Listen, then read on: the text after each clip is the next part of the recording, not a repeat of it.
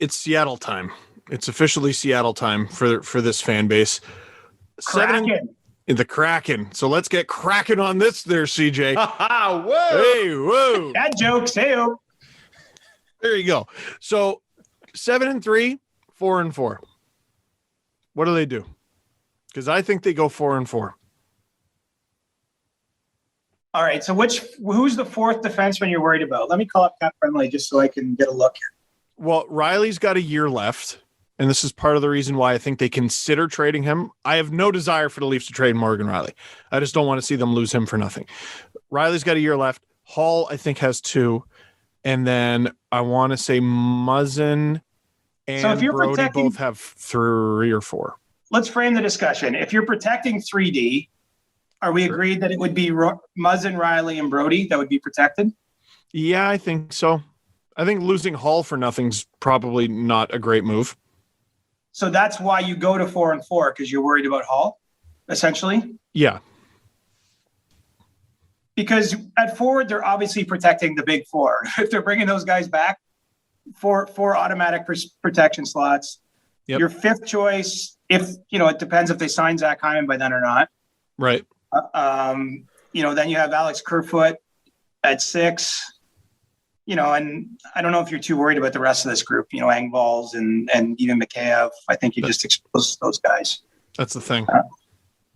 Yeah, I mean, you could go 4-4. And if you do that, I think you're probably losing Kerfoot. Kerfoot's a really useful player.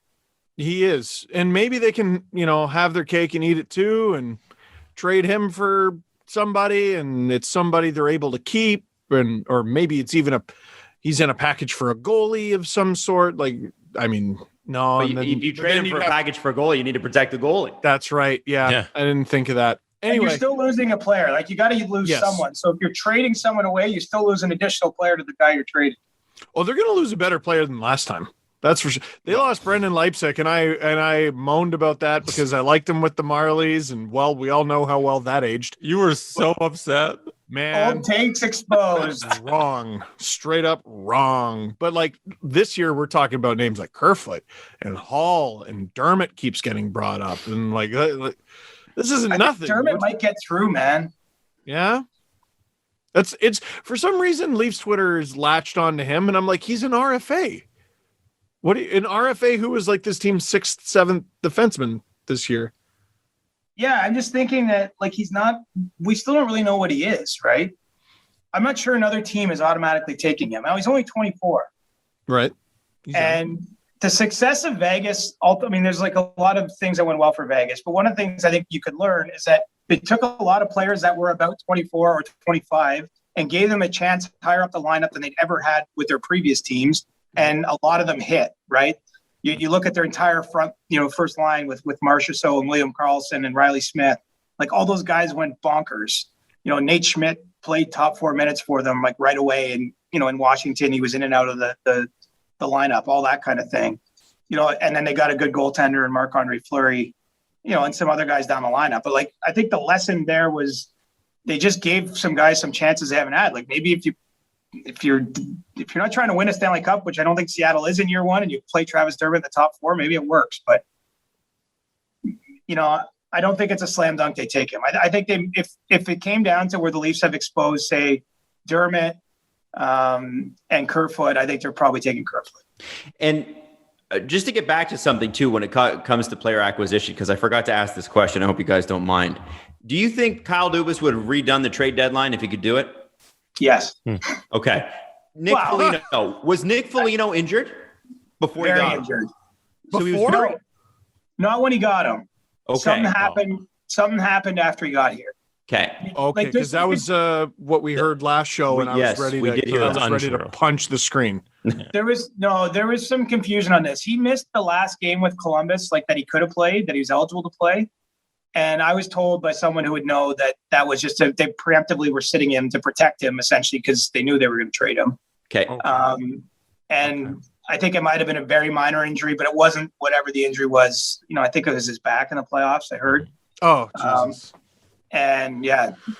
So then, and I don't know the extent of the injury, but it was clear he could, I even heard from one of the Montreal players, like, they're like, it just wasn't Nick Foligno. Like he wasn't engaging in scrums. Like he wasn't playing with that kind of edge he's always played with. I think just because he was really struggling to be out there. I feel for the guy. We actually didn't hear from him on the locker cleanout day, but he wanted this so badly.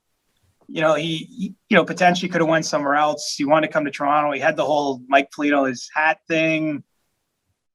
I think he wanted this to work, and he played through injury, but he couldn't be himself. Well, this is what happens when you trade high draft picks for guys that have played a grinding style for their entire career, right? Like that is the risk you run. You know what they were going for. What stopped them from going out and getting Taylor Hall? Two things. I think they felt they didn't need more scoring, which ultimately I think there's room for scrutiny there. And if they did that, I'm pretty sure they might not have even been able to make any subsequent trades. Like you're probably not getting another goaltender just because of the cap space. Like Taylor Hall's $8 million, half retained is $4 million. If you look at the total cap hits of all the guys they got, and they gave up more draft picks to get retained salary in those deals, somewhere in that neighborhood. So it was going to be a tougher contract to fit in. And even though the David Riddick thing didn't work out, like remember what he was. He was Michael Hutchinson insurance. It was a very good idea. When they were making that decision, Freddie Anderson was still hurt, so they didn't know if he'd come back, what he looked like, what he could come back. You had Jack Campbell, who was nursing his own injuries, and Michael Hutchinson was your backup. So that was to try to prevent, I say this with respect, but like they didn't want circumstances to play out where they had Michael Hutchinson playing a Game 7. Sorry, Steve, just one more question on that. If they could do it again, Chris, how do you think the trade deadline goes? What do they do? Well, I guess maybe this is where maybe he doesn't have regrets. I think the regrets are you gave up 6 draft picks and you got 7 playoff games, and all those players really had no factor in the series at all. Mm-hmm. But I don't know that the approach would actually change. Like that's the funny thing. Maybe they look at Hall instead. That's probably, if they're being honest, if they're doing their true serum thing, which we like to have that sort of like not what they're saying to us in front of a Zoom camera, but talking amongst themselves in the boardroom, maybe they look at that again. And again, that's why I do think they're going to lean into more offense. Like maybe get away from this idea of role players and all this stuff, have some of that, but why not just go be the team that no team can contain? I think that's their identity. That's how this is going to work or not work. You're not going to magically turn any of these guys into grinders. Like I think the whole Steve Yzerman narrative is a giant narrative that is only rooted in half truths anyway. But yeah, it's a bit weird. That's kind. Right. Like it's just like this weird thing that's been like just repeated over time, passed down from generation to generation. This myth of the way Steve Yzerman's career evolved, as opposed to maybe just Detroit got a lot better players around him by the time he was 32 and they finally won a cup. Yeah, Fedorov in his peak is what happened. Yeah. Well, and isn't it weird that his scoring went down as league scoring plummeted? Yeah. It's weird, isn't it? And as he got older and less skilled. Whoa, this guy who played in the mid 80s all of a sudden stopped scoring in the mid 90s. What happened? Hockey happened. Sorry. You knew his own trap. I think probably they go and get Taylor Hall. I mean, with hindsight, look, Taylor only cost a 2nd-round pick for Boston. We've seen what he's doing to this. As we're recording this, he's been really good in the playoffs and good down the stretch. And I think he wanted to play here too. Like I can't keep track of hockey Twitter. Like so many rumors come and go. I can't remember what was a real rumor or not. But the one thing I know to be true is it was not Boston or bust for him. It just when it came down to the end and he had some choice between a couple teams, Boston was one of where he wanted to go. But I think he owns a house in Toronto. He lives here in the off season. I think he would have been a Leaf if the Leafs wanted to make him a Leaf. This is torture. Yeah, you're saying some terrible things here, Chris. This is well. I mean, you're saying some truthful things. The truth really fucking hurts. You are not responsible for the truth. I don't think they were ever that serious about getting him, honestly.